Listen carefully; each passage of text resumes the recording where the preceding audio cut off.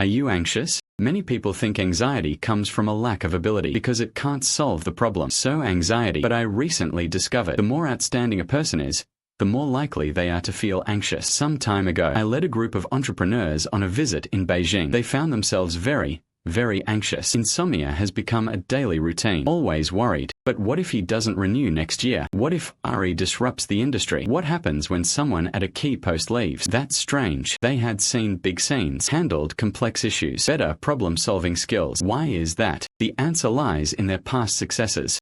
Many people succeed. It's because they're good at predicting the future. See today's order. I can imagine the payment collection after 3 months. Seeing the opponents probing. I can foresee the difficulties in the second half of the year. In response, there's a term in psychology. It's called psychological time travel. It means the brain is detached from the present. The ability to perceive the results in the future. With it, you can predict all kinds of possibilities, but due to risk delays, when people predict the future, bad outcomes often come first. There was clearly money in the account. The customers are still here. The team hasn't broken up either. But I just can't help but think, what if the client runs away? What to do if your income drops? Pressure itself is not scary. It will push you to resolve issues in advance. But the problem is, there are many problems in modern society. It's not that you saw it in advance. It can be resolved in advance. Will the client cut their budget next year? You can't control it. Which part of the business will RE impact? You can only try slowly. Will key positions fall short? You don't know either. However, faced with this unknown that cannot be resolved immediately, the brain is unwilling to shut down. People easily fall into a reversal mindset. It's about delivering the same bad result, replaying it repeatedly in my mind. This is precisely where smart people suffer. An ordinary person might stop hitting the south wall, but the thinker hits the wall.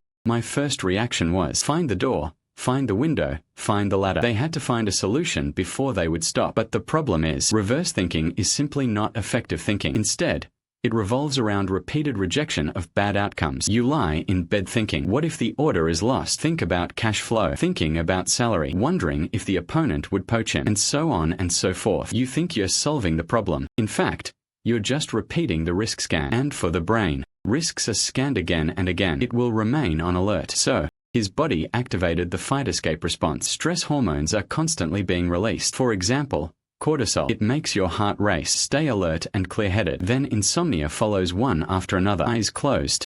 The nervous system remains on alert. As time passes, a vicious cycle is formed. Reverse treatment prevents hormones from dropping. Hormones can't go down. Sleep is poor. Poor sleep means poor judgment. Poor judgment leads to a pile of problems. Problems pile up. At night, it's easier to reverse the rules. Sigh.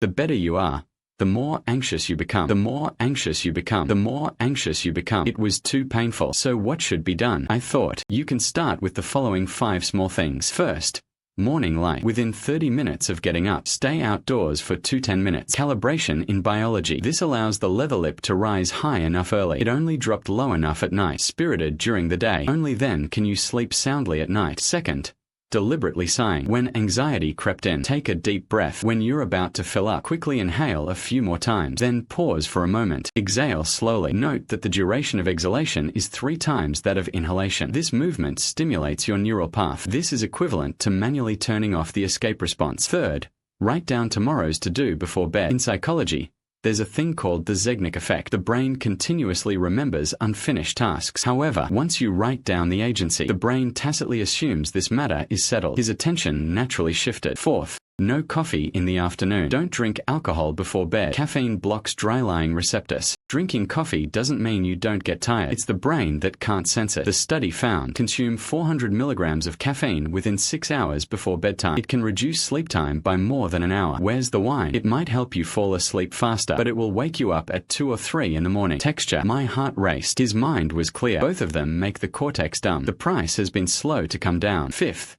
cognitive dissociation. When bad thoughts appear, let's look at it from an outsider's perspective. So that's what you wanted. The order can't be secured. Next month's income will be at risk. Now it's changed. I have an idea. If the order can't be secured, next month's income will be at risk. The study found, enter the observer's perspective. Sexual activity and decreased activity. Increased activity of the prefrontal cortex. It can effectively relieve your anxiety. Cognitive dissociation. This is a reminder to you. An idea is just an idea. It's not true.